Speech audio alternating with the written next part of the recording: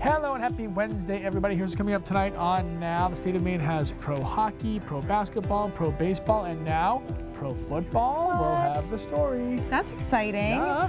Plus, are you one of those people who goes to work sick, or are you the one who takes care of your coworkers by staying home? We're actually getting some scientific information on which one's better. Also, there are a lot of dating apps out there. We went to a college campus to find out if it's matches made in heaven or just a total nightmare. This is News Center now.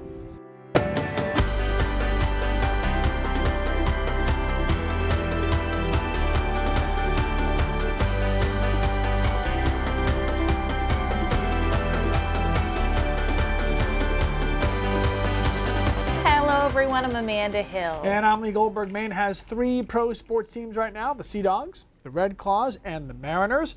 Looks like there's about to be a 4th. That's right. All of you fans of the Wild Blueberries or the Puffins, get ready because maybe your favorite name will get attached to Maine's new pro football team. And this ball's headed in his direction. Instead, they go to Williams, who throws it back to Ruffins, and there it is, a touchdown for Jacksonville. Are you ready for some football? The National Arena League thinks that the answer is yes. After its inaugural season a year ago, Season 2 comes with 4 teams dropping out and 4 more coming in.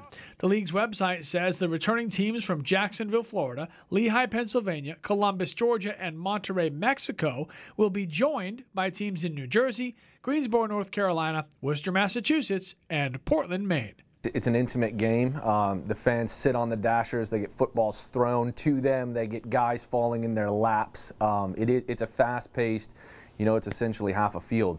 The league will own and operate the team that comes to Maine, and even though the official contract to come to Portland hasn't been signed yet, the league's website says that the Portland team will begin playing its 14-game schedule with 7 home games and 7 road games this coming season. This is a terrific opportunity for the city of Portland to be able to bring this kind of semi-professional, professional arena football to the city of Portland. So, I think this is another one of those great things that makes our city fantastic.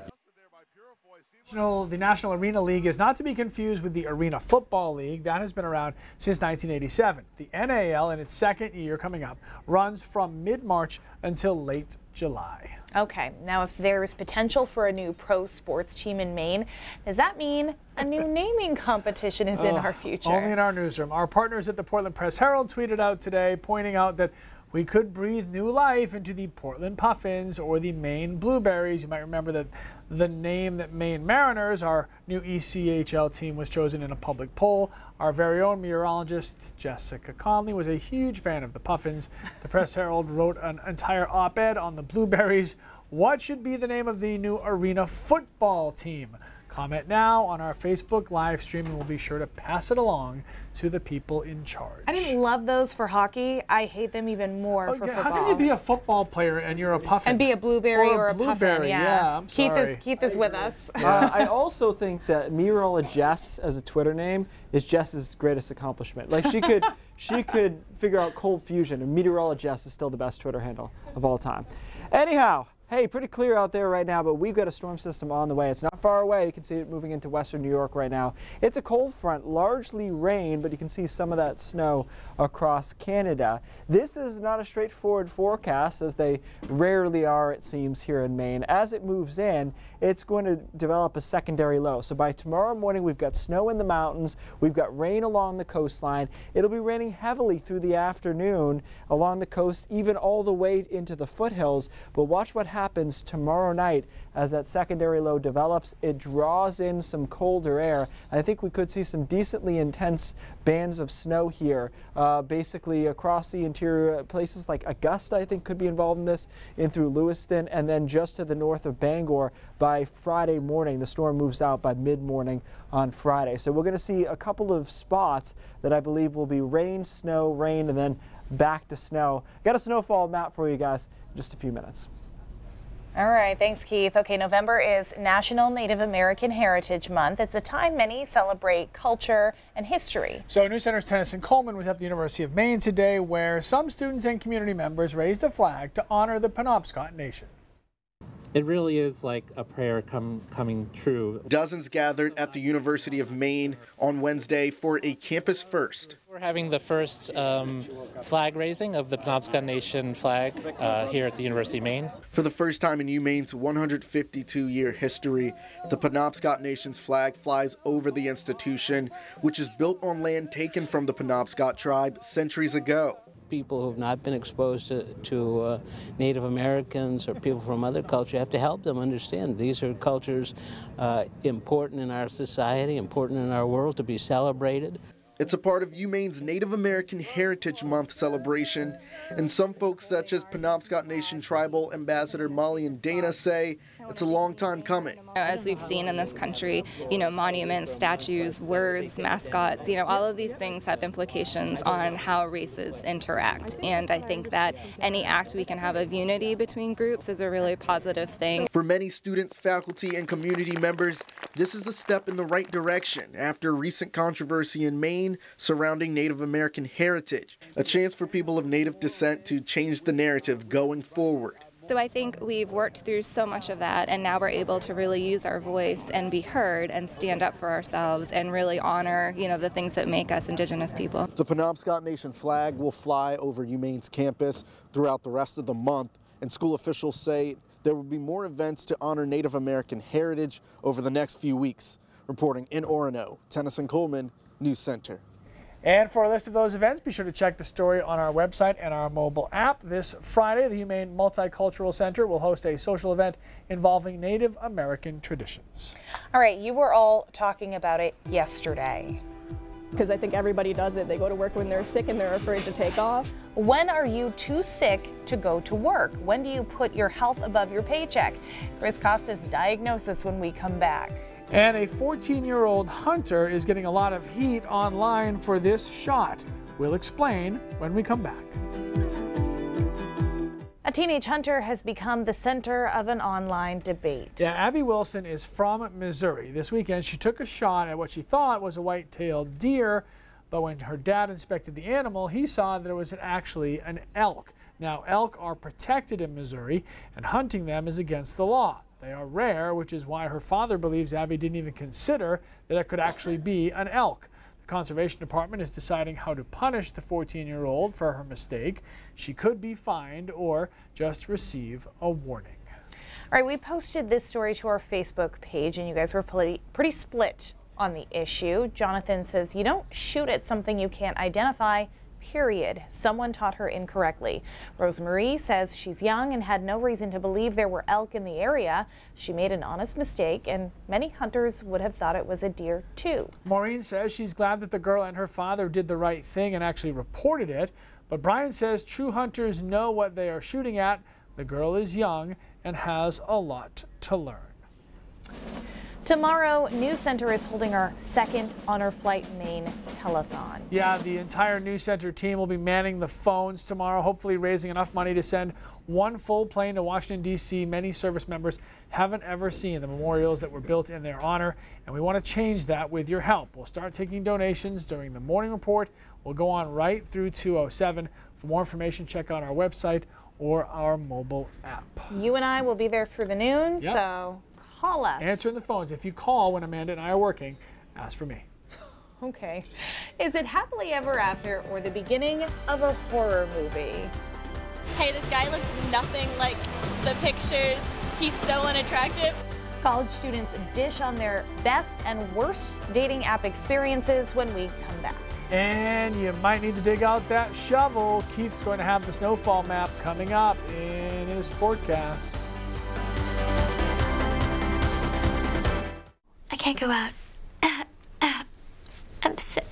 Okay, we all know that person, the one who takes any opportunity to use their sick days to get out of work. But then we all know the other kind of person too, the one who shows up even when they can barely even keep their eyes open. All right, yesterday during our Facebook Live, a lot of you had an opinion on the subject. When should you suck it up and when should you stay home? Well, today we thought we'd go find some of the answers to that question. As you might suspect, it kind of depends on what your job is and how easily you can spread germs. Chris Costa joins us now. Yesterday. and couldn't come to work. I was just going to say, so yeah. Chris and I Carry are on. the two different sides here. I came to work, he did not, and we're both sick. So You picked the guy who was sick yesterday to do this story, of course. Well, first I want to ask all of you guys, it's time to vote in today's Pulse poll. So do you call out sick from work? Yes, health comes first, only if I'm contagious, or no, I'd feel bad, and finally, sickness is for weaklings. Now, it's different for every profession, but no matter what your job is, doctors say there are times when you must pick up the phone to call out. The time of year when everyone starts calling or coming in. The symptoms are familiar. Nasal congestion, sore throats, coughing, and fevers. People's approaches, though, are different. If you're sick, you know, like, take care of yourself first, man. I think everybody does it. They go to work when they're sick and they're afraid to take off. I don't even think I've taken a PTO day, maybe like once or twice in the years I've been there. Not everyone gets paid time off. Some rely on those daily wages and tips. The work is here when it's here, and then it's not like if you work in an office, the next day the work is still on your desk and you have to do it the next day. Each workplace has its own policy. Many restaurants don't allow employees to come in for at least 48 hours if they've had some type of virus. Other professions, like teachers, have a little more discretion. Teachers come in even when they're feeling a little off, and we greatly appreciate that because finding subs is hard. But if you're really sick, we certainly do encourage folks to stay home. Dr. Elizabeth Eisenhart with Maine Medical Partners says if you have a fever over 100 degrees, you should call out and rest up. That's a sure sign that your body is fighting some sort of illness and is a good reason to stay home at that point. She says other obvious signs include vomiting or diarrhea. Proper hand hygiene is critical. Even for doctors ourselves, it's really hard for us to stay home because we're in the profession that we want to help people who are also sick. But we also need to really take a deep look if we're not feeling well and just not come into work. Now, as we said, hand hygiene is critical, so the doctors recommend you wash your hands to the tune of happy birthday. That's the amount of time it'll take to effectively clean your hands. You should also check with your employer to see if they have any specific policies about calling out sick or not coming in. And we all know that you're supposed to cough into your elbow. I actually learned a new trick today from Superintendent Ken Cunin. Go on. It's called the Dracula cough. Oh. Just like that. The Dracula cough. Right into the elbow. That's what I do. Okay. Yeah. Or you could be like Katie Ortiz. Check out my Instagram post on this one, who has a sign warning people to stay away. So there's that. There's All that right. too. Well, don't forget to vote. The poll will be up until the end of the show. Do right. the elbow one more time. It's like dabbing. It's like Count Chocula over there. All right. All right. This is a really cool video we wanted to show you guys. It's a meteor zooming by, and a security camera in Phoenix got the perfect shot. The American Meteor Society had 85 reports of a fireball seen over Arizona, California, New Mexico, Nevada, and Utah at 8:28 p.m. local time. That was a Nest camera, too. Very cool. That's a pretty good camera. Yeah. Whose Nest camera is looking at that? That's awesome. Must be a who's high-res or fancy? something like that. That is cool. Very It nice. just reminds me, I have to look this up again. I saw some interesting tweet about the statistical chance that the asteroid that wiped out, the meteor that wiped out the dinosaurs wasn't supposed to do so. It was like, based on its size and its speed, it only had a 2% chance of wiping out the dinosaurs, but clearly we know how that went. Sounds like another brain drops, huh? Okay. Snow on the All way, guys. Everything's falling into winter alignment. Everyone's getting sick. Snow's on the way. Things are happening here. Everything is right in the world of winter at this point. Temperatures for highs only in the 40s. A lot of us in the 30s, despite a nice bright day, a lot of sunshine. The sun this time of the year, though, can't overcome the air mass that is below average at this point. Not much going on the radar. It'll be a quiet night. Here comes our next storm system. Cold front with a little bit of cold air up here across Canada. If it were just a cold front, most of us would be a rain event through the day tomorrow as the storm moves in. But it's a little bit more complicated than that because a secondary low pressure system will develop. I'm showing you the European model because it's the only one I believe has any handle on what's about to happen here over the next 24 hours. So by tomorrow morning, we've got some snow breaking out in the mountains and foothills. It'll be rain along the coastline, heavy rain through tomorrow afternoon along the coast, mid-coast, down east, almost all the way into the mountains. But watch what happens by about 7 o'clock tomorrow night. That rain snow line collapses towards the coastline as this secondary low takes over and drags in some cold air. I think snowfall rates in this region here could be pretty intense early tomorrow night before the rain takes over again and we're snow just across northern Maine through Friday morning, and then we get this thing cleared out. Our snowfall map might be a little bit snowier than some others that you're seeing, but I think that changeover is going to happen, and I think the snowfall rates are going to be relatively intense when that happens. So not much along the coastline, up to an inch, but really probably just a coating, 1 to 2 inches, and then I've got Augusta in this 2 to 4 inch range and 4 to 6 here in the mountains. Let me get out of the way and give you a little zoom in of your town. Wyndham 1 inch or 2, and Sebago 2 to 4. I think it'll be out towards Raymond. You could see some higher amounts. 2 to 4 to Dover, Foxcroft, and again, not much along the immediate coastline. So not a huge deal, guys. I don't have time for that graphic. I don't even know why I put it there. But it will be a plowable snow in spots. I think the coastline will not be anything like that. It will be just too warm at the boundary layer. Saturday is a decent day, and then Sunday is rainy and windy, wind gusts over 45 miles an hour, a possibility. We've been doing that on Sundays quite proficiently as of late, and then colder on Monday, but we should recover into the mid and upper 40s by mid next week. So a lot going on 50s on Sunday and 30 on Monday, and you wonder why people are getting sick. And of course that 50 comes with the rain, unfortunately. Yeah. Wait, temperature change does not make you sick. I know. I'm just going to let that go. I know. All right, how do singles this day and age meet people? More and more people rely on dating apps. Okay, but when you talk to somebody through a screen, you might not be actually getting to know a real person. Our media partners in San Antonio went to a college campus to hear some happy stories and some horror stories. It's like horror, but it's like times 85. I mean, it's already kind of like a horror story because she's like, are you even real? I know you have. You look. It's written all over your face. Come on, tell me your story.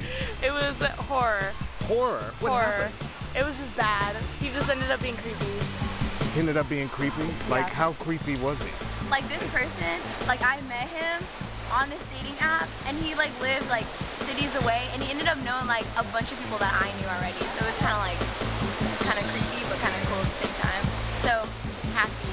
Happy. I hung out with him one time and he was like in love with me and he just like would not leave me alone after that. Because of the superficial nature of those dating apps, they got branded as being strictly for hookups, not for finding someone to have a real relationship with. Your game is on point, so you don't even need a dating app. Nuh-uh, no. I'm beautiful like that. Okay, there's been one on Tinder that has worked. You don't have a dating app story? Everybody has a dating app story. I never got the app. I've gone out on several dates and it's been good. I'm not interested. In the app or the story? Trust your gut. And it has paid off. Yeah. Like him? Yes. Ooh, so there's a connection. Yeah. We dated, we broke up. That's it. I was on Tinder for like 2 hours. 2 whole hours? Yeah. But then I was like, nah, never mind. So first of all, he came down from Dallas to meet you? From Dallas. That was a loser alert. People, you just hook up on there. People just hook up on there. How could you tell that in 2 hours? It's just gonna be on the news. My mama's gonna see this. Well, as long as you didn't hook up, everything's okay. Oh, yeah, you're right. I did not. You're looking at the picture, you're looking at best at a few words, and you're making a snap judgment on whether this person belongs in your life or not that quickly. And of course, I think anyone can readily see the dangers of that. So this girl went on a Tinder date, and the guy went to pick her up, and she went to text her friend, like, hey, this guy looks nothing like the pictures. He's so unattractive, and she accidentally texted it to him. Yeah, legitimately, if I was single, I would use them. It's just part of kind of like the culture now. Not that it's like the right way to do things, but that's kind of the way people interact now. That's the scary part. You think you got Cinderella and it could be... That old man behind a computer lives in his mama's basement. I mean, you don't ever know. Don't want that, right? So then I started messaging, and then who I thought was a girl was actually a guy. Know what a dating app is, yes? Yes. I never got out of my car, but I knew, like, I saw the only person in the parking lot, like we would have met up and gone to the movie. and it was a guy pretending to be a girl. So I was like, honestly, I think dating apps are a great thing, but I just think my incident was enough to like get me away from dating apps, at least for now. All right, that story came to us out of our sister station in San Antonio. Tell us your happy or horror stories right now on our Facebook live stream. Ooh, we ready for that? All right, there's a really simple way to help cut down on your heating costs this winter. It is free. It's usually pretty easy. Keith Carson will be telling us about that coming up on Brain Drops. But first, Cindy's here to tell us what's coming up in the next half hour. Hey, Cindy. Hey, guys. A home fell into a pond in the Bridgeton area today. No, it wasn't, the land giving way or anything. It was on the back of a truck, and it went into the water. That caused quite a backup on the causeway. The home still has to be hauled out of the water. We're going to explain what happened. And good manners can open doors to new opportunities. At least that's the philosophy behind a new correctional facility program. Those stories and much more ahead in the next half hour. Back to you guys. All right, Cindy, thanks. Really quick reminder, this is your last chance to vote in our Pulse poll. Do you call out sick from work? Yes, health comes first. Only if I'm contagious. No, I'd feel bad, and nope, sickness is for weaklings. We'll have the final results when Now continues. All right, quick look at the Pulse results. Would you call in sick from work? 31% yes, health comes first. 28% only if I'm contagious, and 27% sickness is for weaklings. Pretty close there, yeah. There you go. Fair enough. All right, today's Brain Drops might be the first and last that can save you money.